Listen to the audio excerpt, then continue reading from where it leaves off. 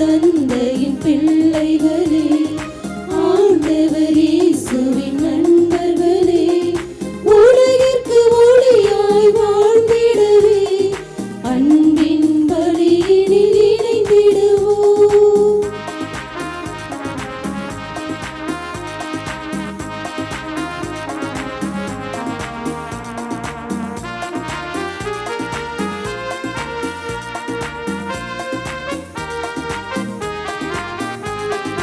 இயேசுவின் வார்த்தைகள் கேட்டிடுவோம், இதயத்தில் அதனை ஏற்றிடுவோம். அன்பினும் மழையாய் பலன் கொடுப்போம், அனைவருக்கும் பகிர்ந்தே வாழ்ந்திடுவோம். இயேசுவின் வார்த்தைகள் கேட்டிடுவோம், இதயத்தில் அதனை ஏற்றிடுவோம். அன்பினும் மழையாய் பலன் கொடுப்போம், அனைவருக்கும் பகிர்ந்தே வாழ்ந்திடுவோம். இறைவனின் பிள்ளைகள் நாம் என்றே மிகமதில் அனைவருக்கும் சாற்றிடுவோம். கொண்டாடுவோம், இன்று கொண்டாடுவோம், ஆண்டவரின் நாளை போற்றி பாடுவோம். பண்பாடுவோம், நல்ல பண்பாடுவோம், படைத்திட்ட தேவனை பாடி புகழ்வோம். விண்ணக தந்தையின் பிள்ளைகளே, ஆண்டவர் இயேசுவின் நண்பர்களே, உலகிற்கு ஒளியாய் வாழ்ந்திடவே அன்பின் பலியினில் இணைந்திடுவோம். கிறிஸ்து இயேசுவில் அன்புமிக்க அருமையான அன்னையின் பிள்ளைகளே, மூவர் இறைவனின் பெயராலும் அன்னை வேளாங்கண்ணி தாயின் பெயராலும் உங்கள் அனைவருக்கும் என்னுடைய இனிமையான காலை வணக்கத்தை அன்போடு தெரிவித்துக் கொள்கிறேன். ஆண்டவர் இன்னும் ஒரு நாளை கொடுத்ததற்காக நன்றி செலுத்துவோம். மாதத்தின் கடைசி ஞாயிறில் இருக்கின்ற இன்று இறைவன் நமக்கு செய்த எல்லா உதவிகளுக்காகவும் நன்றி சொல்லி ஜெபிப்போம். சிறப்பாக திருத்தலத்திலே நடைபெறுகின்ற அனைத்து பணிகளும் மிகச்சிறப்பாக நடைபெற உதவி செய்ததற்காக நன்றி சொல்லுவோம். நம்முடைய திருத்தலத்திலே பணிபுரிகின்ற அனைத்து தொழிலாளர்களையும் பணியாளர்களையும் நிறைவாக ஆசீர்வதித்ததற்காக நன்றி சொல்லுவோம். நம் தனிப்பட்ட வாழ்வில் கிடைத்த நலன்களுக்காக நன்றி சொல்லி இந்த திருப்பலியிலே கலந்து கொள்ள உங்கள் அனைவரையும் அன்போடு அழைக்கின்றேன். அன்னையின் அன்பு பக்தர்களே, இத்திருப்பலியானது ஆலயத்தில் கூடியிருக்கும் பக்தர்களின் கருத்துகளுக்காகவும் ஜெயா பிளஸ் தொலைக்காட்சி, திருத்தல இணையதளம் மற்றும் அனைத்து சமூக ஊடகங்களின் வழியாக பங்கெடுக்கும் பக்தர்களின் கருத்துகளுக்காகவும் இன்றைய நாளில் ஒளிபரப்பிற்கு உதவி செய்த நன்கொடையாளர்களின் குடும்ப கருத்துகளுக்காகவும் நேற்று திருப்பலி எழுதி வைத்தவர்களின் கருத்துகளுக்காகவும் ஒப்பு கொடுக்கப்படுகின்றது. மேலும் இந்த ஒளிபரப்பை காணுகின்ற அனைத்து அன்னையின் பக்தர்களையும் இறைவன் நிறைவாக ஆசீர்வதிக்கவும் இத்திருப்பலியில் மன்றாடுவோம். Dear devotees, this mass is offered for all the faithful gathered here and those who are participating through Jaya Plus, Shrine Web TV as well as other social media, and in a very special way for all the sponsors of this live telecast mass and those who wrote their mass intentions yesterday, and all the devotees of Our Lady of Good Health, Velanganni, who are watching the same. தந்தை மகன் தூயாவியாரின் பெயராலே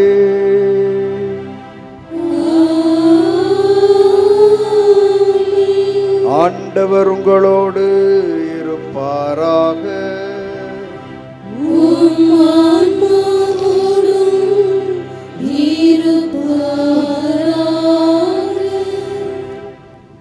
வாழ்வில் நல்லதென எதை காண்கிறோமோ அதை உடனே செய்ய வேண்டும், இன்றே செய்ய வேண்டும், இப்பொழுதே செய்ய வேண்டும் என்று ஆன்றோர்கள் கூறுவார்கள். அப்படி உடனே இன்றே இப்பொழுதே செய்யாத எந்த நல்ல செயலும் நிறைந்த பலனை நமக்கு தருவதில்லை. ஆகவே இறைவன் தருகின்ற ஆலோசனைகள், அவர் தருகின்ற அறிவுரைகள், அவர் சொல்லுகின்ற நல்ல பாடங்கள் இவைகளை மனத்தில் உடனே உள்வாங்கி அதன்படி வாழ வரம் வேண்டுமாம்.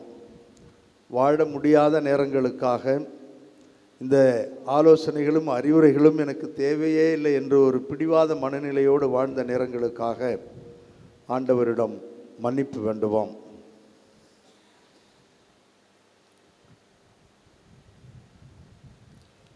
எல்லாம் வல்ல இறைவனிடமும் சகோதர சகோதரிகளே, உங்களிடமும் நான் பாவியனை ஏற்றுக்கொள்கின்றேன். ஏனெனில் என் சிந்தனையாலும் சொல்லாலும் செயலாலும் கடமையில் தவறியதாலும் பாவங்கள் பல செய்தேன். என் பாவமே, என் பாவமே, என் பெரும் பாவமே. ஆகையால் இப்பொழுதும் கன்னியான புனித மரியாவையும் வானதூதர் புனிதர் அனைவரையும் சகோதர சகோதரிகளே உங்களையும் நம் இறைவனாகிய ஆண்டவரிடம் எனக்காக வேண்டிக் கொள்ள மன்றாடுகின்றேன். எல்லாம் வல்ல இறைவன் நம் மீது இரக்கம் வைத்து நம் பாவங்களையும் குறைகளையும் பலவீனங்களையும் மன்னித்து நம் அனைவரையும் முடிவில்லாத நிலைவாழ்வுக்கு அழைத்துச் செல்வாராக. ஆமென்.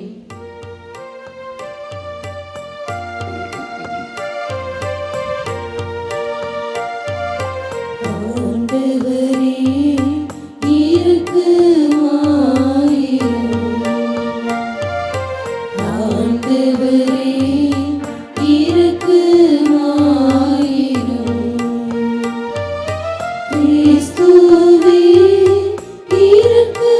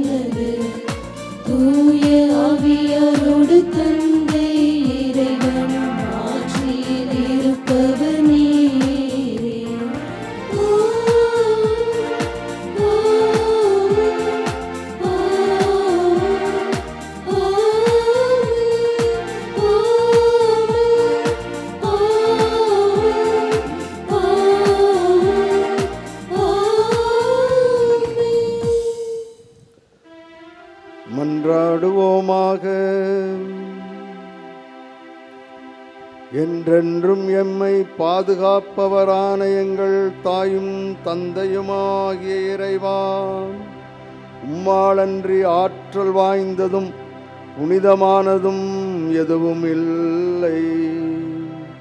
எங்கள் மீது உமது இரக்கத்தை மென்மேலும் பொழிவதால் உம்மை எங்கள் தலைவராகவும் வழிகாட்டியாகவும் ஏற்றுக்கொண்டு நிலையானவற்றை நாங்கள் இப்பொழுதே பற்றி கொள்ள நிலையற்ற இன்றைய நன்மைகளை பயன்படுத்தி மகிழ்வோடும் மனநிறைவோடும் வாழ அருள் புரிவீராக. உம்மோடு தூய ஆவியாரின் ஒன்றிப்பில் இறைவனாய் என்றென்றும் வாழ்ந்து ஆட்சி செய்கின்ற எங்கள் ஆண்டவரும் உம் திருமகனுமாகிய இயேசு கிறிஸ்து வழியாக உம்மை மன்றாடுகின்றோம்.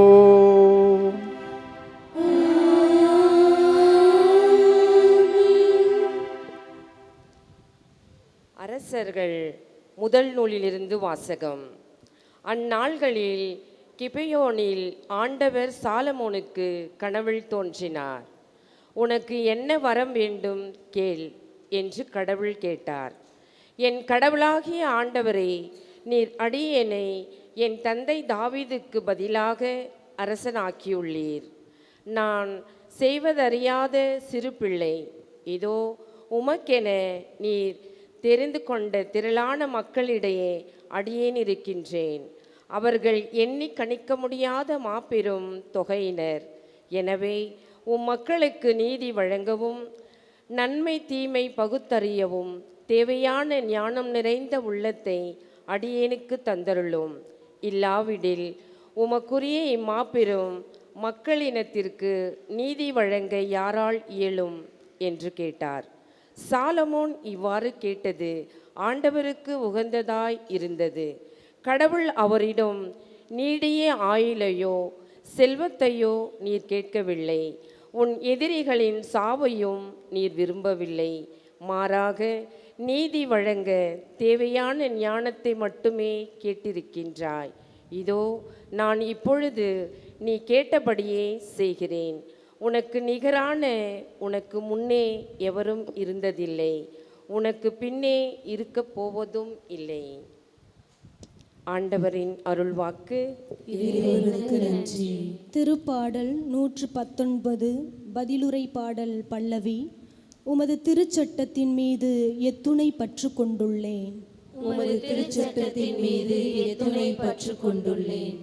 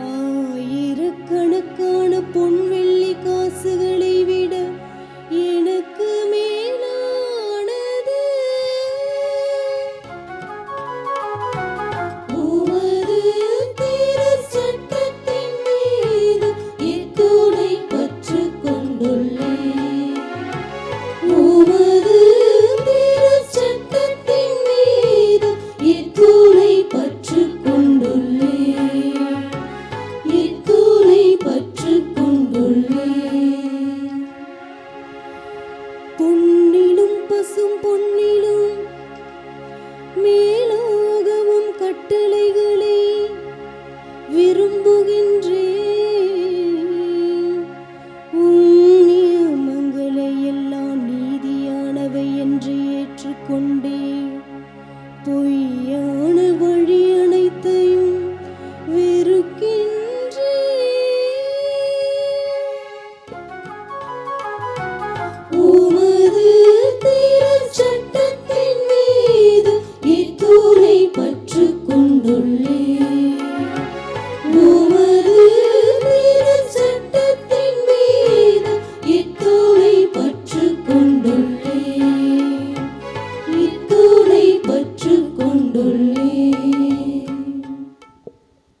இரண்டாம் வாசகம். திருத்தூதர் பவுல் ரோமியருக்கு எழுதிய திருமுகத்திலிருந்து வாசகம்.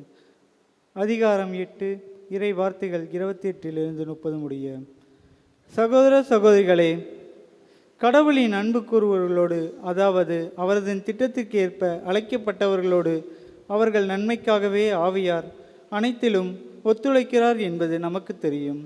தம்மால் முன்பே தேர்ந்து கொள்ளப்பட்டவர்கள் தம் மகனின் சாயலுக்கு ஏற்றவாறு இருக்க வேண்டும் என கடவுள் முன்குறித்து வைத்தார். அச்சகோதர சகோதரிகள் பலரும் தம் மகன் தலைப்பினராய் இருக்க வேண்டும் என இப்படி செய்தார். தாம் முன்குறித்து வைத்தோரை அவர் அழைத்திருக்கிறார். தாம் அழைத்தோரை தமக்கு ஏற்புடையோராக்கியிருக்கிறார். தமக்கு ஏற்புடையோர் ஆண்டவர் தம் ஆட்சியின் பங்கு பெற செய்தார். ஆண்டவரின் அருள்வாக்கு. இறைவனுக்கு நன்றி.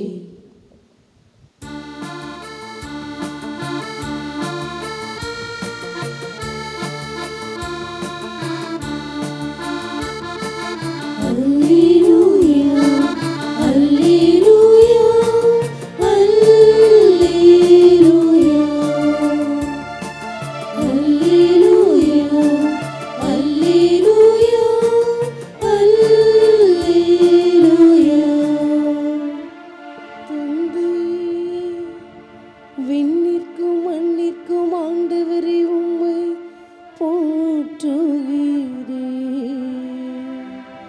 ஏனெனில் விண்ணரசின் மறைபொருளை குழந்தைகளுக்கு வெளிப்படுத்தினே. அல்லேலூயா, அல்லேலூயா, அல்லேலூயா, அல்லேலூயா, அல்லேலூயா, அல்லேலூயா.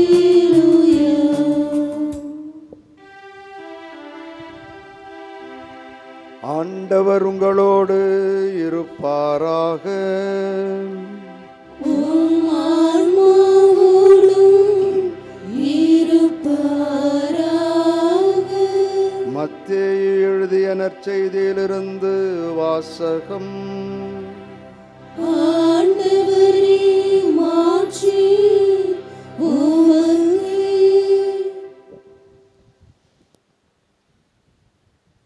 அக்காலத்தில் இயேசு மக்களை நோக்கி கூறியது: ஒருவர் நிலத்தில் மறைத்திருந்த புதையல் ஒன்றை கண்டுபிடிக்கிறார். அவர் அதை மூடி வைத்துவிட்டு மகிழ்ச்சியுடன் போய் தமக்குள்ள யாவற்றையும் விற்று அந்த நிலத்தை வாங்கி கொள்கிறார். விண்ணரசு இப்புதையலுக்கு ஒப்பாகும். வணிகர் ஒருவர் நல் முத்துக்களை தேடிச் செல்கிறார். விலை உயர்ந்த ஒரு முத்தை கண்டவுடன் அவர் போய் தமக்குள்ள யாவற்றையும் விற்று அதை வாங்கி கொள்ளுகிறார். விண்ணரசு அந்நிகழ்ச்சிக்கு ஒப்பாகும். விண்ணரசு கடலில் வீசப்பட்டு எல்லா வகையான மீன்களையும் வாரி கொண்டு வரும் வலைக்கு ஒப்பாகும். வலை நிறைந்ததும் அதை இழுத்து கொண்டு போய் கரையில் உட்கார்ந்து நல்லவற்றை கூடைகளில் சேர்த்து வைப்பர், கெட்டவற்றை வெளியே எறிவர். இவ்வாறே உலக முடிவிலும் நிகழும். வானதூதர் சென்று நேர்மையாளர்களிடையே இருந்து தீயோரை பிரிப்பர். பின் அவர்களை தீச்சூளையில் தள்ளுவர்.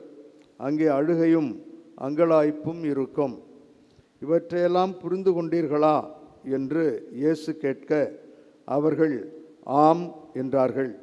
பின்பு அவர், ஆகையால் விண்ணரசை பற்றி கற்றுக்கொண்ட எல்லா மறைநூல் அறிஞரும் தம் கருவூலத்திலிருந்து புதியவற்றையும் பழையவற்றையும் வெளிக்கொணரும் வீட்டு உரிமையாளரைப் போல் இருக்கின்றனர் என்று அவர்களிடம் கூறினார்.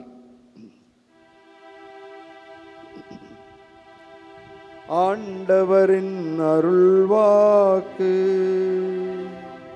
கிறிஸ்துவே, உமக்கு புகழ்.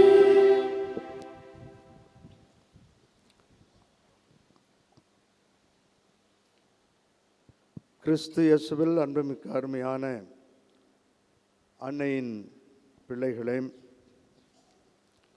நன்றியோடு இந்த திருப்பலியை நாம் ஆரம்பித்திருக்கிறோம். இந்த மாதம் முழுவதும் இறைவன் நமக்கு செய்த எல்லா நன்மைகளுக்காகவும் நன்றி கூறி ஆரம்பித்திருக்கிறோம்.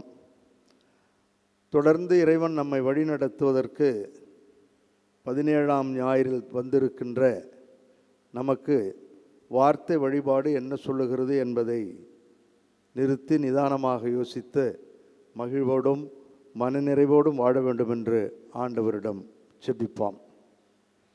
இன்றைய மறையுரையை வழக்கம் போல 3 பிரிவுகளாக பிரித்திருக்கிறேன். நற்செய்தியின் பின்னணி, விளக்கமும் அது தருகின்ற பாடமும், இந்த உவமைகள் சொல்லுகின்ற கருத்துப்படி வாழ்வதற்கான வரம் வேண்டி ஜெபிக்கின்ற 3வது பகுதி.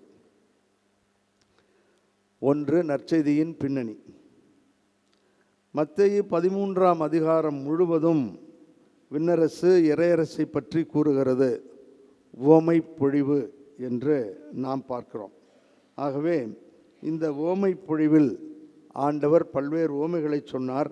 விதைப்பவர் உவமை, வயலில் தோன்றிய களைகள் உவமை, கடுகு விதை, புளிப்பு மாவு என்றெல்லாம் சொன்ன பொழுது அவரோடு மக்கள் கூட்டம் இருந்தது. அந்த மக்கள் கூட்டத்தில் சீடர்களும் இருந்தார்கள். இதுதான் அவருடைய ஆடியன்ஸ். ஆனால் இன்றைய நற்செய்தியில் வாசிக்கப்பட்ட இந்த 3 உவமைகளில் மக்கள் கூட்டம் இல்லை. அவர் தன்னுடைய சீடர்களுக்கு மட்டுமே இதை சொல்லித் தருகிறார். அதைத்தான் இன்றைய நற்செய்தி வாசகத்தின் இறுதியிலே அவர் கேட்கிறார்.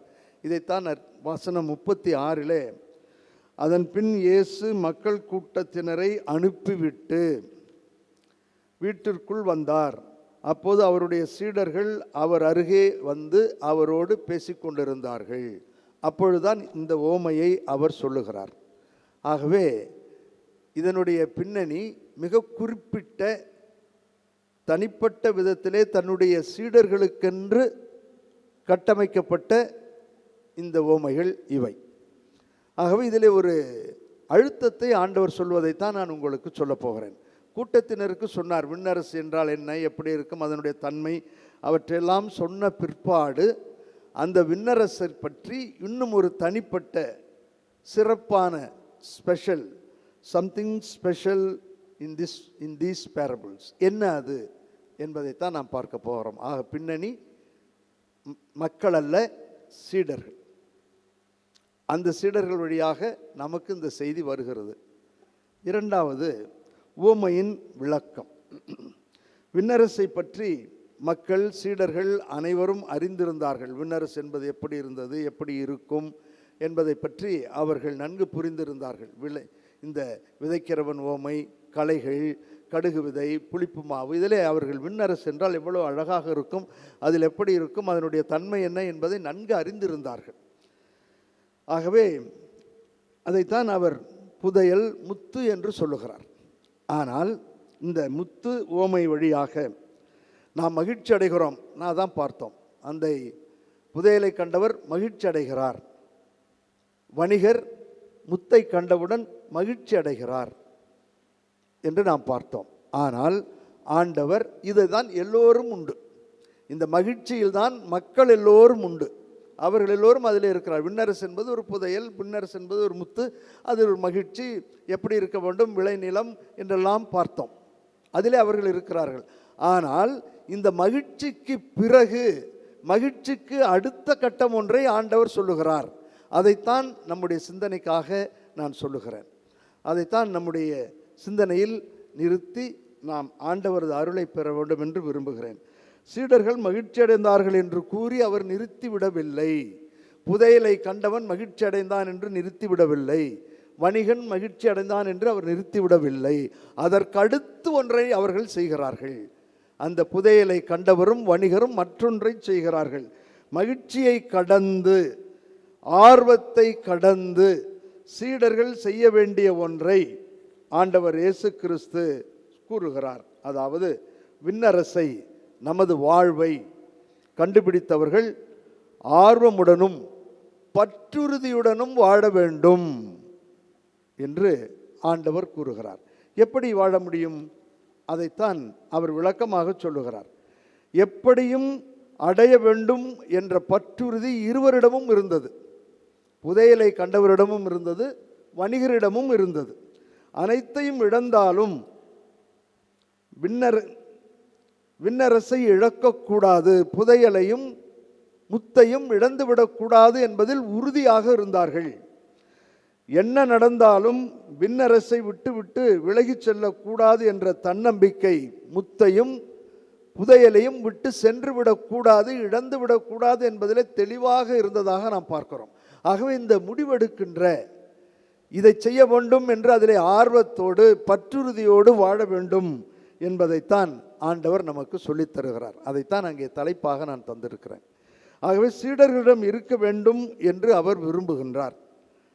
யாவற்றையும் விற்றுவிட்டு அந்த நிலத்தை, புதையலை வாங்கி கொள்கிறார். அந்த புதையலை கண்டவர் வணிகன் போய் தனக்குள்ள யாவற்றையும் விற்றுவிட்டு அந்த முத்தை வாங்கி கொள்ளுகிறார். பற்றுறுதி, அடைந்தே தீர வேண்டும், வாழ்ந்தே ஆக வேண்டும், இதை எப்படியும் நான் பெற்றுக்கொள்ள வேண்டும், இதனால் எனக்கு என்ன நன்மை வரும் என்பது எனக்கு தெரியும், ஆகவே நான் வாழ வேண்டும் என்று அந்த வாழ்க்கையில் அவர் வாழ கற்றுக்கொள்ளுகிறார்கள். ஆகவே ஆண்டவர் இதைத்தான் நமக்கு சொல்லித் தருகிறார். நமக்கும் ஆர்வமும் பற்றுறுதியும் வேண்டும் என்பதைத்தான் அந்த சீடர்களிடம் தனிப்பட்ட விதத்தில் சிறப்பான கருத்தாக இதை சொல்லுகிறார்.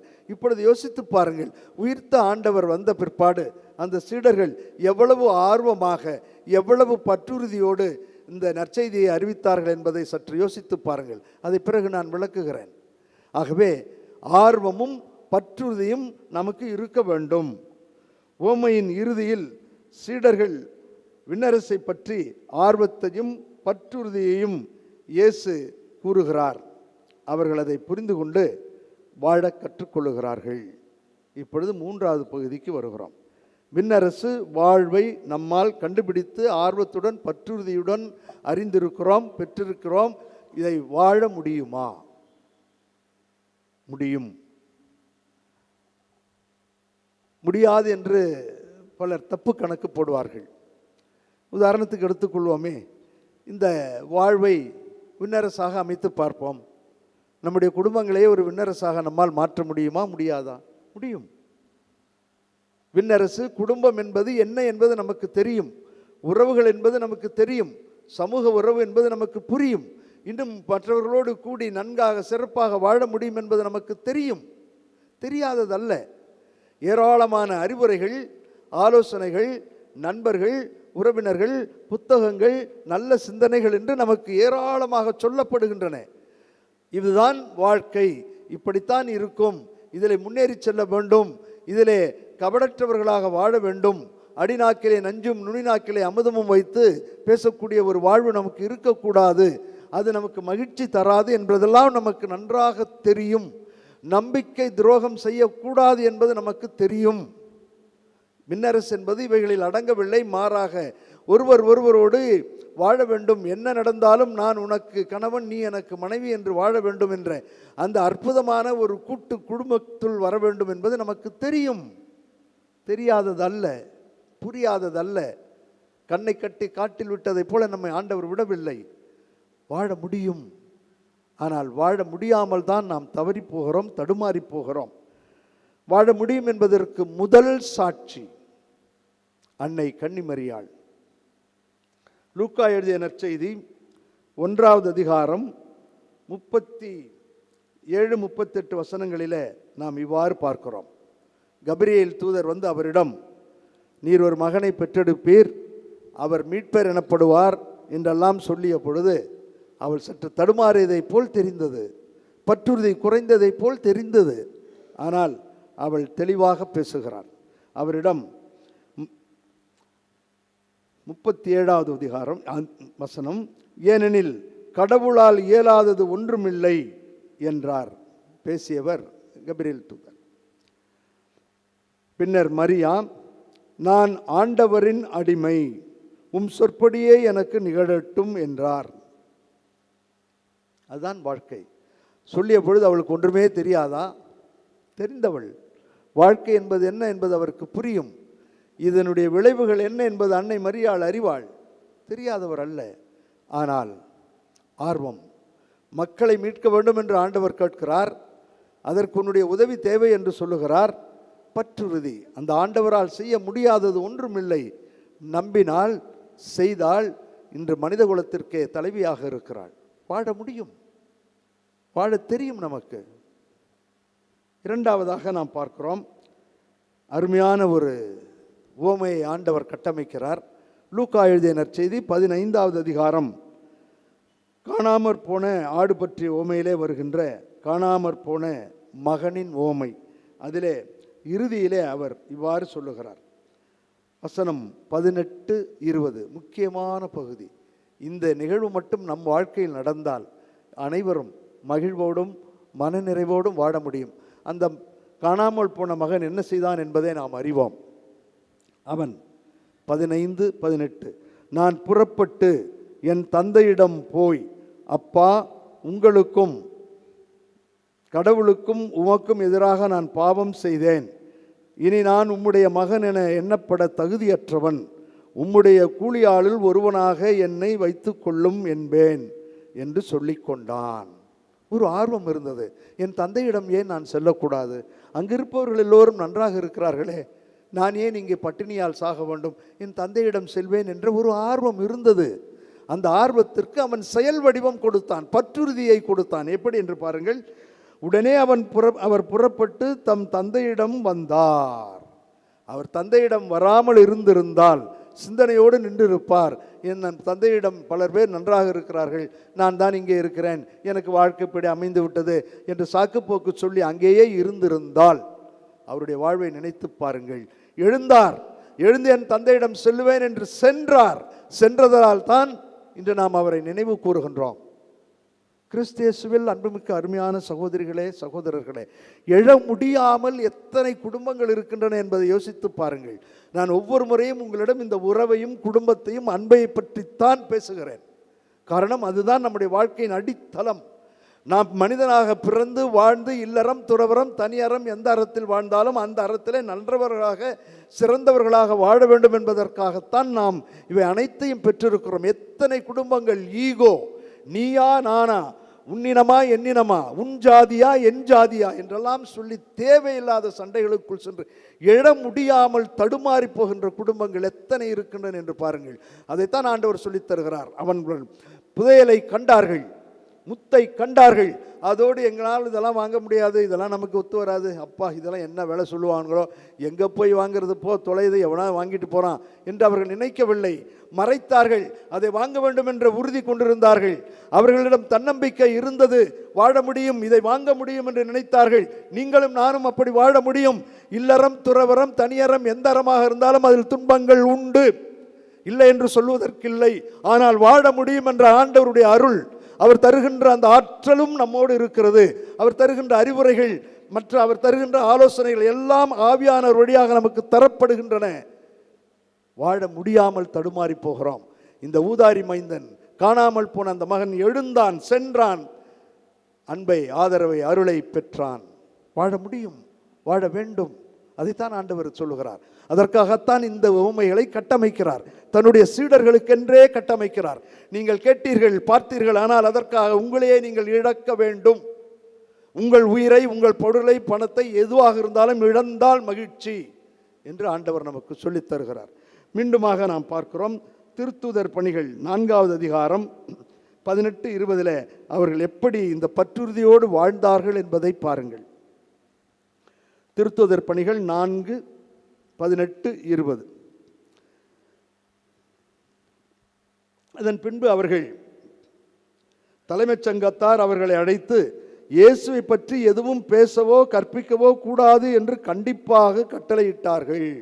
ஆனால் அவர்களோ, நாங்கள் கண்டதையும் கேட்டதையும் தொட்டு உணர்ந்ததையும் எங்களால் அறிவிக்காமல் இருக்க முடியாது. ஒரே வார்த்தை, இறையரசை கண்டுபிடித்து விட்டோம், அதற்காக எங்கள் உயிரை இழக்க தயாராக இருக்கிறோம், எங்கள் உடைமைகளை இழக்க தயாராக இருக்கிறோம், அந்த ஆண்டவரை சிக்கன பிடித்துக்கொள்ள நாங்கள் தயாராக இருக்கிறோம் என்று வாழ்ந்திருக்கிறார்கள். வாழ முடியும், வாழ வேண்டும். இறுதியாக சீராக் ஞான நூல் 2வது அதிகாரம் 6-8. ஆண்டவரிடம் பற்றுறுதி கொள், அவர் உனக்கு துணை செய்வார். உன் வழிகளை சீர்படுத்து, அவரிடம் நம்பிக்கை கொள், ஆண்டவருக்கு அஞ்சுவோரே, அவரிடம் இரக்கத்துக்காக காத்திருங்கள். நெறி பிறழாதீர்கள், பிறந்தால் வீழ்ச்சி அடைவீர்கள். நெறி தவறினால் வீழ்ச்சி அடைவோம். மகிழ்வோடும் மனநிறைவோடும் வாழ வேண்டும் என்பதுதான் ஆண்டவர் நமக்கு தந்திருக்கின்ற அருமையான பாடம். எந்த அறமாக இருந்தாலும் சரி, அந்த அறத்திலே மகிழ்வோடும் நிறைவோடும் வாழ வேண்டும் என்று விரும்புகிறார். ஒரே ஒரு உண்மை நிகழ்ச்சி 2 வரியில் சொல்லி முடிக்கிறேன். பல மாதங்களுக்கு முன்பாக தம்பதியர் ஃபாதர், எங்களுக்குள் இருந்த ஈகோ இமயமலை விட மிக பெரியதாக இருந்தது. ஒரு நாள் ஒரு பெரியவர் அது யாருன்னே தெரியல, போகிற வழியில் எங்கள்கிட்ட என்னம்மா அவங்க 2 பேரையும் பார்த்தா அவ்வளோ மனம் திறந்து பேசுவதைப் போல தெரியவில்லையே, உங்களுக்குள் ஏதோ மன வருத்தம் இருக்கிறதா? ஆனால் நீங்கள் சேர்ந்து போவதைப் போல நடிக்கிறீர்கள். நடிப்பை நிறுத்திவிட்டு நாடகத்தை விட்டுவிட்டு வாழ முயற்சி செய்யுங்கள் என்று சும்மா போனவர் அப்படி குறுக்கில் சொல்லிட்டு போயிருக்கார் அந்த பொண்ணுக்கிட்ட. அந்த பெண் அந்த வார்த்தைகளை உள்வாங்கி மனம் மாறி வேளாங்கண்ணி அன்னையிடம் வேண்டி மகிழ்வோடும் நிறைவோடும் வாழ்வதாக வழியிலே நான் போகிறவங்கள்ட்டெல்லாம் பேசுவேன். அப்பொழுது அவர்கள் இந்த நிகழ்வை சொன்னார்கள். வாழ முடியும். புதையலை கண்டுபிடித்து விட்டால், முத்தை கண்டுபிடித்து விட்டால் அதை எப்படியும் பெற்றுக்கொள்ள வேண்டும் என்று ஆண்டவரை சிக்கென பிடித்து கொள்ள வேண்டும். நெறி பிறழாமல் வாழ கற்றுக்கொள்ள வேண்டும். முடியும், வாழ வேண்டும் என்று வாழ்ந்த அன்னையிடம் தொடர்ந்து ஜெபிப்போம். ஒரே ஒரு முறை வாழப்போகின்ற அந்த வாழ்வு, இல்லறம், துறவரம், தனியறம், எந்த அறமாக இருந்தாலும் சரி, அந்த அறத்தில் மகிழ்வோடும் மனநிறைவோடும் ஊம் கருவறை டு கல்லறை, ஒரே ஒரு முறை வாழப்போகிற அந்த வாழ்வு மகிழ்வான வாழ்வாக, ரம்மியமான வாழ்வாக, ஒற்றுமை மிகுந்த வாழ்வாக, புதையலையும் முத்தையும் கண்டுபிடித்து அதற்காக அனைத்தையும் இழந்து வாழக்கூடிய, மகிழ்ச்சியை மறைவியவை பெற்று வாழக்கூடிய ஒரு அருமையான வாழ்வாக இருக்க வாழ்ந்து காட்டிய அன்னையிடம் தொடர்ந்து ஜெபிப்போம். வல்ல இறைவன் நல்லருள் பொழிவார். ஆமென். நம்பிக்கை அறிக்கை. ஒரே கடவுளை நம்புகின்றேன். விண்ணகமும் மண்ணகமும், காண்பவை காணாதவை யாவும் படைத்த எல்லாம் வல்ல தந்தை அவரை, கடவுளின் ஒரே மகனாய் உதித்த ஒரே ஆண்டவர் இயேசு கிறிஸ்துவை நம்புகின்றேன். இவர் காலங்களுக்கெல்லாம் முன்பே தந்தையிடமிருந்து பிறந்தார். கடவுளினின்று கடவுளாக, ஒளியினின்று ஒளியாக, உண்மை கடவுளினின்று உண்மை கடவுளாக உதித்தவர். இவர் உதித்தவர், உண்டாக்கப்பட்டவர் அல்ல, தந்தையோடு ஒரே பொருளானவர். இவர் வழியாகவே யாவும் படைக்கப்பட்டன. மனிதர்கள் நமக்காகவும் நம் மீட்புக்காகவும் விண்ணகமிருந்து இறங்கினார். தூய ஆவியால் கன்னி மரியாவிடம் உடலெடுத்து மனிதரானார். மேலும் நமக்காக போதிய பிலாத்தின் அதிகாரத்தில் சிலுவையில் அறையப்பட்டு பாடுபட்டு இறந்து அடக்கம் செய்யப்பட்டார். மறை நூல்களின்படி 3ஆம் நாள் உயிர்த்தெழுந்தார். விண்ணகத்திற்கு எழுந்தருளி எல்லாம் வல்ல தந்தையின் வலப்பக்கம் வீற்றிருக்கின்றார். வாழ்வோரையும் இறந்தோரையும் தீர்ப்பிட மாட்சியுடன் மீண்டும் வர இருக்கின்றார். அவரது ஆட்சிக்கு முடிவு இராது. தந்தையிடமிருந்தும் மகனிடமிருந்தும் புறப்படும் ஆண்டவரும் உயிரளிப்பவருமான தூய ஆவியாரை நம்புகின்றேன். இவர் தந்தையோடும் மகனோடும் ஒன்றாக ஆராதனையும் ஆட்சியும் பெறுகின்றார். இறை வாக்கினர்கள் வாயிலாக பேசியவர் இவரே. ஒரே புனித கத்தோலிக்க திருத்தூதர் வழிவரும் திரு அவையை நம்புகின்றேன். பாவ மன்னிப்புக்கான ஒரே திருமுழுக்கை ஏற்றுக்கொள்கின்றேன். இறந்தோரின் உயிர்ப்பையும் வரவிருக்கும் மறுவுலக வாழ்வையும் எதிர்பார்க்கின்றேன். ஆமென். மகிழ்வோடும் மனநிறைவோடும் வாழ நமக்கு தேவையான விண்ணப்பங்களை நமக்கு வலிமையும் ஆற்றலும் மனத்திடனையும் தருகின்ற ஆண்டவரிடம் சொல்லி ஜெபிப்போம். தாம் முன்குறித்து வைத்தோரை அழைப்பவரும் தாம் அழைத்தோரை தமக்கு ஏற்புடையவராக்குபவருமான கடவுள் தாயாம் திரு அவையை வழிநடத்தும் திரு அவை தலைவர்களையும் இறை மக்கள் அனைவரையும் நிறைவாய் ஆசிர்வதித்து வழிநடத்த வேண்டும் என்று இறைவா உம்மை மன்றாடுகிறோம். ஆண்டவரே, எங்கள் மன்றாட்டை கேட்டருளும். சாலமோன் அரசனுக்கு நீர் அருளியது போலவே உலக தலைவர்களுக்கும் எம் நாட்டையும் தமிழ்நாட்டையும் ஆட்சி செய்கின்றவர்களுக்கும் மக்களுக்கு நீதி வழங்கவும் நன்மை தீமை பகுத்தறியவும் தேவையான ஞானத்தை தர வேண்டும் என்று இறைவா உம்மை மன்றாடுகிறோம். ஆண்டவரே, எங்கள் மன்றாட்டை கேட்டருளும். அன்பின் இறைவா, நாங்கள் அனைவரும் நிலத்தில் மறைந்திருக்கும் புதையலை கண்டுபிடிப்பவர் போலவும், விலை உயர்ந்த ஒரு முத்தை தனதாக்க அனைத்தையும் இழக்க தயாராயிருப்பவர் போலவும், விண்ணரசை உரிமையாக்கி கொள்ள உம்மையும் உமக்குரியவற்றையும் மட்டுமே நாடுகின்ற ஆர்வமும் பற்றுறுதியும் பெற்றவர்களாக நாங்கள் வாழ இறைவா உம்மை மன்றாடுகிறோம். ஆண்டவரே, எங்கள் மன்றாட்டை கேட்டருளும். இங்கே கூடியுள்ள நாங்கள் அனைவரும், மேலும் இணையதளம் மற்றும் பல்வேறு சமூக ஊடகங்கள் வழியாக இத்திருப்பலியில் பங்கெடுக்கும் அனைவரும் எத்தகைய இடர் நிறைந்த சூழலில் இருந்தாலும், இடுக்கண் நிறைந்த வாழ்வை மேற்கொண்டாலும், கடவுளிடம் அன்பு கூர்பவர்களோடு அவர்கள் நன்மைக்காகவே ஆவியார் அனைத்திலும் ஒத்துழைக்கிறார் என்பதை உணர்ந்து துணிவுடன் வாழ இறைவா உம்மை மன்றாடுகிறோம். ஆண்டவரே, எங்கள் மன்றாட்டை கேட்டருளும்.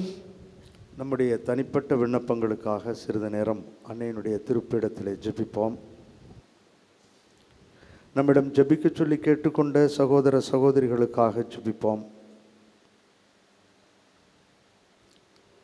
திருமணமாகி வாழ முடியாமல் தடுமாறுகின்ற தம்பதியர்களுக்காகவும், குழந்தை பேர் இல்லாமல் இருக்கின்ற தம்பதியர்களுக்காகவும் இறைவன் அருள் புரிய வேண்டும் என்று ஜெபிப்போம். வேலையில்லாமல் தடுமாறுகின்ற இளைஞர்களையும் இளம் பெண்களையும் இறைவன் ஆசீர்வதித்து நல்ல வேலை கொடுத்து பொறுப்போடு வாழ அருள் புரிய வேண்டுவோம். இந்த வாரத்தில் பிறந்த தின விழாவையும் திருமண நாளையும் நினைவு கூறக்கூடிய அனைவரையும் இறைவன் ஆசீர்வதிக்க ஜெபிப்போம். உடல்நலம் குறைந்திருக்கக்கூடியவர்களுக்காகவும் முதியோர்களுக்காகவும் சிறிது நேரம் ஜெபிப்போம்.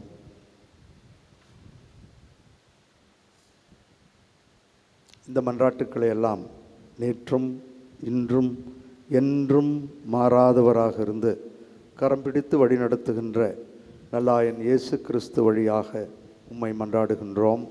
ஆமென்.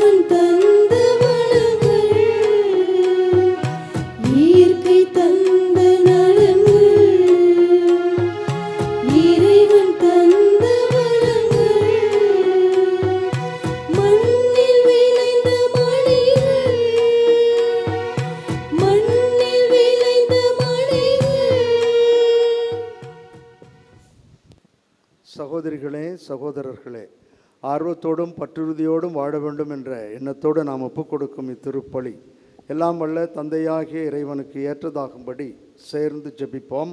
ஆண்டவர் தமது பெயரின் புகழ்ச்சிக்காகவும் ஆட்சிக்காகவும் நமது நன்மைக்காகவும் புனித திரு அவை அனைத்து நலனுக்காகவும் உமது கையிலிருந்து இப்பலியை ஏற்றுக்கொள்வாராக. அருள் பொழியும் வள்ளலாகிய எங்கள் தாயும் தந்தையுமாகிய இறைவாம், நீர்தாமே வாரி வழங்கிய கொடைகளிலிருந்து நாங்கள் கொண்டு வரும் இக்காணிக்கைகளையும் எங்களையும் ஏற்றருளும். அதனால் உமது அருளின் ஆற்றலால் செயல்படும் இப்புனிதமிக்க மறை நிகழ்வுகள் இவ்வுலகில் எங்கள் வாழ்வை புனிதப்படுத்தி நிலையான பேரின்பத்திற்கு இட்டு செல்ல அருள் புரிவீராக. எங்கள் ஆண்டவராகிய கிறிஸ்து வழியாக உம்மை மன்றாடுகின்றோம்.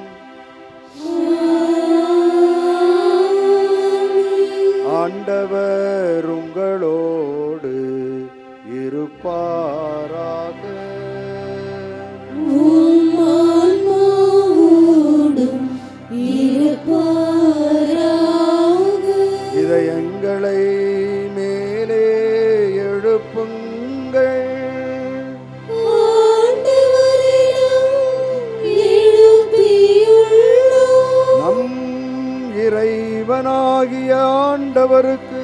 நன்றி பாடுவோம். அது தகுதியும் நீதியும் ஆனதே. தூயவரான எங்கள் தாயும் தந்தையும் ஆகிய இறைவாம், என்னாலும் எவ்விடத்திலும் சிறப்பாக வாரத்தின் முதல் நாளாகிய இன்று அன்னையினுடைய பேராலயத்திலிருந்து நாங்கள் உம்மை போற்றுவதும் புகழ்வதும் மெய்யாகவே தகுதியும் எங்களுக்கு மகிழ்வும் நிறைவும் தருகின்ற செயலுமாகும். நாங்கள் வாழ்வதும் இயங்குவதும் இருப்பதும் உம்மிலேதான். இந்த உடலோடு வாழ்கையில் உமது பரிவிரக்கத்தின் பயன்களை மட்டுமே நாங்கள் நாள்தோறும் அனுபவிப்பது மட்டுமன்றி இப்பொழுதே நிலைவாழ்வின் பிணையையும் கொண்டுள்ளோம். ஏனெனில் ஆவியாரின் முதற்கனிகளை பெற்றுக்கொண்ட நாங்கள் பாஸ்கா மறை நிகழ்வின் பயன் எங்களுக்கு என்றும் உண்டு என நம்புகின்றோம். அந்த ஆவியானவர் வழியாகவே நீர் இயேசுவை சாவினின்று உயிர்த்தெழச் செய்தீர். ஆகவே நாங்கள் வானதூதர்கள் அனைவரோடும் சமூக ஊடகங்கள் வழியாக ஒன்றிணைந்து ஜெபிப்போரோடும் இணைந்து ஒரே குரலாய் சேர்ந்து பாடுவதாவது: தூயவர் தூயவர் தூயவர் வான்படைகளின் கடவுளும் ஆண்டவர் ஆண்டவர். விண்ணகமும் மண்ணகமும் உமது மாட்சியால் நிறைந்துள்ளன. உன்னதங்களிலே ஓசன்னா. ஆண்டவர் பெயரால் வருகிறவர் ஆசி பெற்றவர். உன்னதங்களிலே ஓசன்னா. உன்னதங்களிலே ஓசன்னா.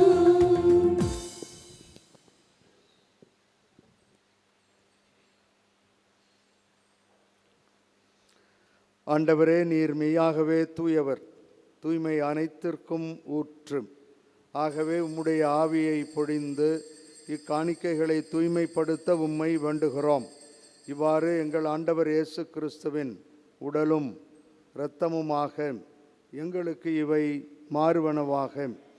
அவர் பாடுபட உளம் கனிந்து தம்மை கையளித்த போது அப்பத்தை எடுத்து நன்றி செலுத்தி அதை பிட்டு தம் சீடர்களுக்கு அளித்து கூறியதாவது: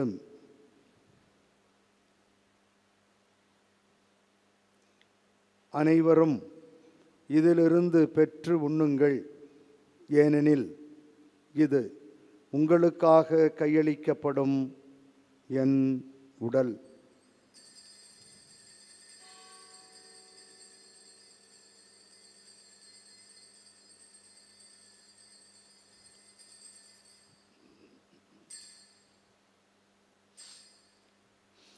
அவ்வண்ணமே இரவு விருந்தை அருந்திய பின் கிண்ணத்தையும் எடுத்து மீண்டும் உமக்கு நன்றி கூறி தம் சீடர்களுக்கு அளித்து அவர் கூறியதாவது: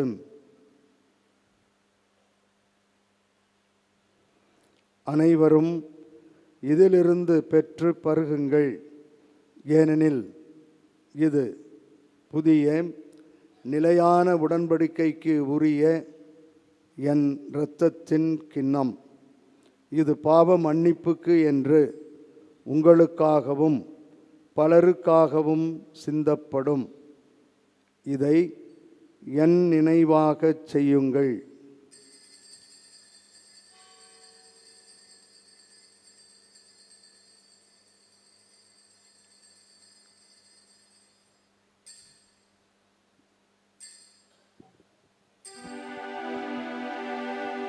நம்பிக்கையின் மறை பொருள். ஆண்டவரே, நீர் வருமளவும் உமது இறப்பினை அறிக்கையிடுகின்றோம்.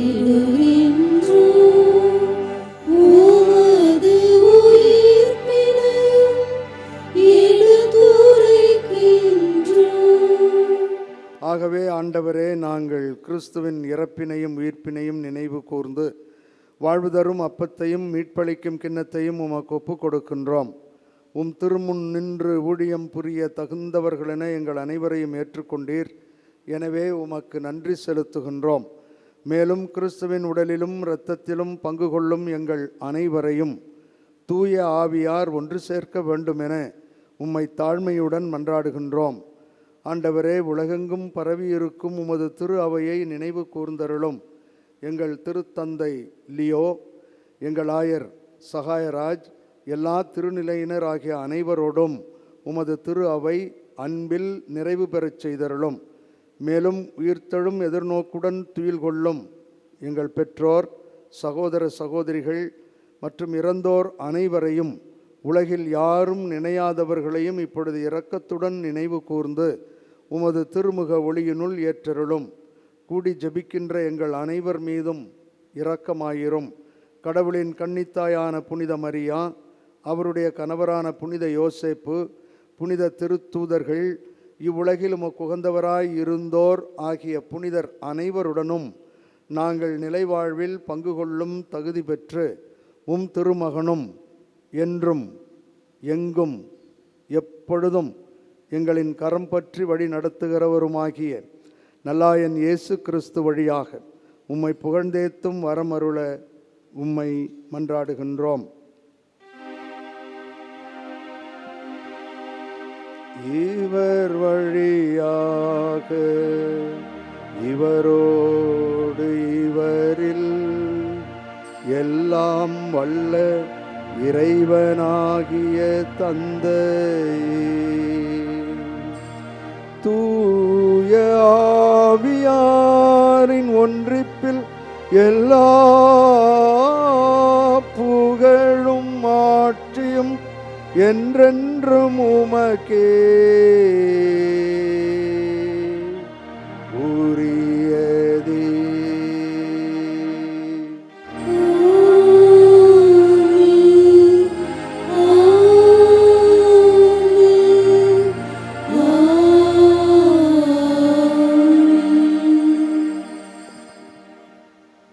ஆர்வமும் பற்றுறுதியும் நம் குடும்பங்களில் தலைத்திருந்து மகிழ்வோடும் மனநிறைவோடும் வாழ இறைவன் அருள் புரிய வேண்டும் என்று சேர்ந்து ஜெபிப்போம்.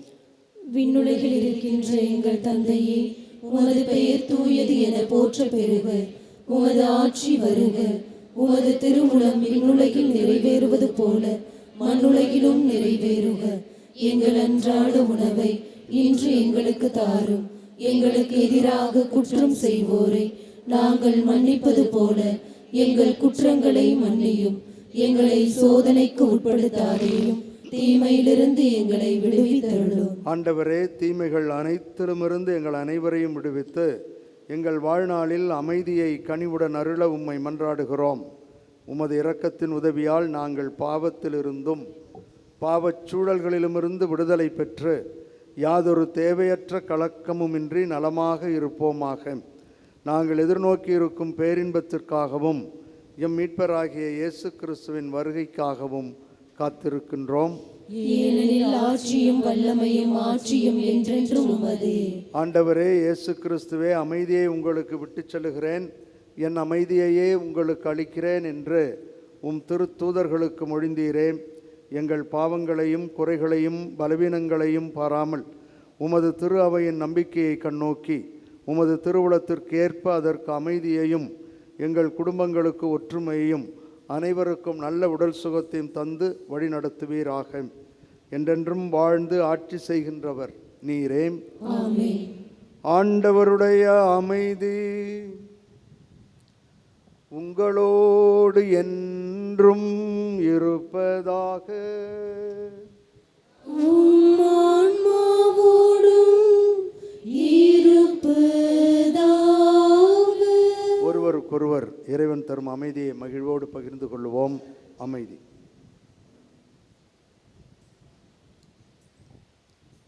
உலகின் பாவங்களை போக்கும் இறைவனின் செம்மறியே, எங்கள் மேல் இரக்கமாயிரும். உலகின் பாவங்களை போக்கும் இறைவனின் செம்மறியே, எங்கள் மேல் இரக்கமாயிரும். உலகின் பாவங்களை போக்கும் இறைவனின் செம்மறியே, எங்களுக்கு அமைதியை அளித்தருளும்.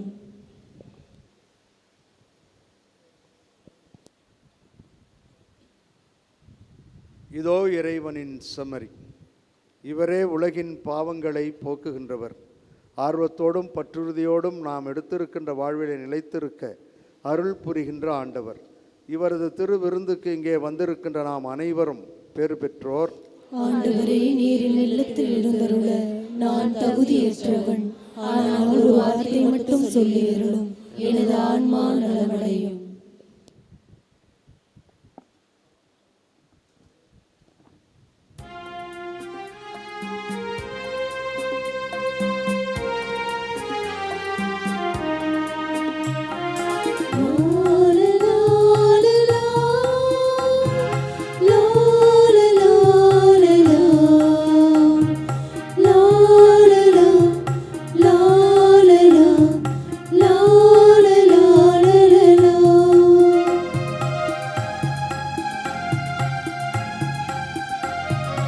உயிர் தரும் உணவே இறைவா, என் உயிருக்குள் உயிராய் வாவா.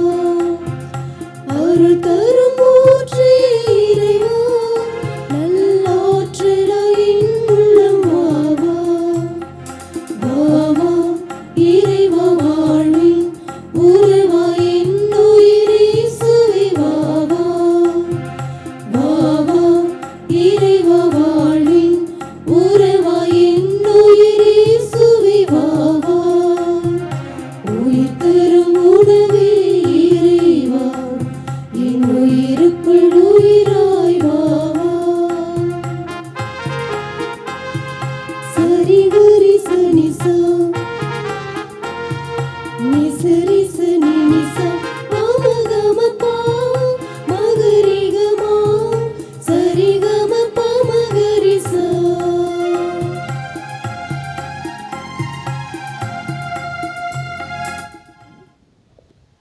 நன்றியோடு மன்றாடுவோமாக.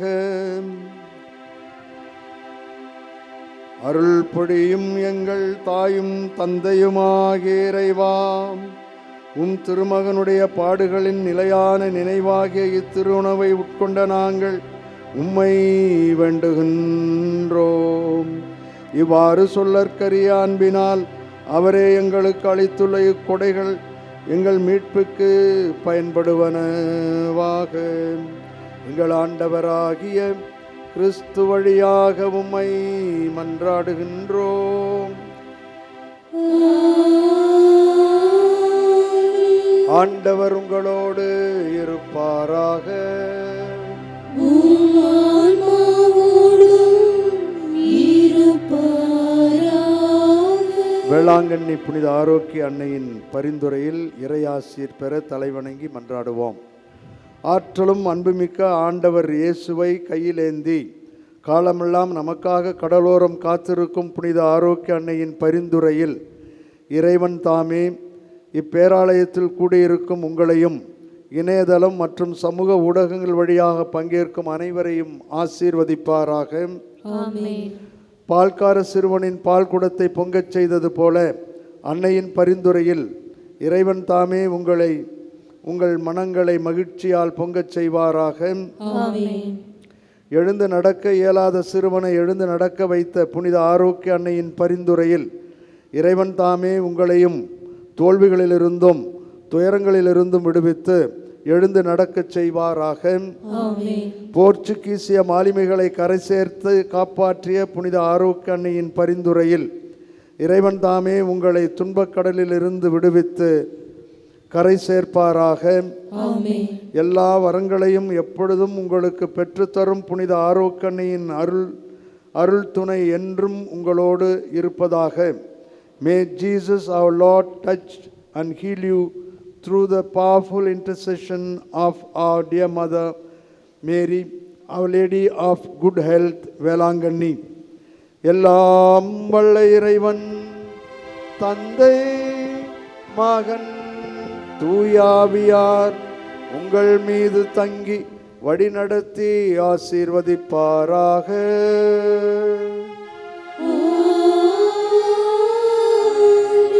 சென்று வாருங்கள், திருப்பலி நிறைவேறிற்று.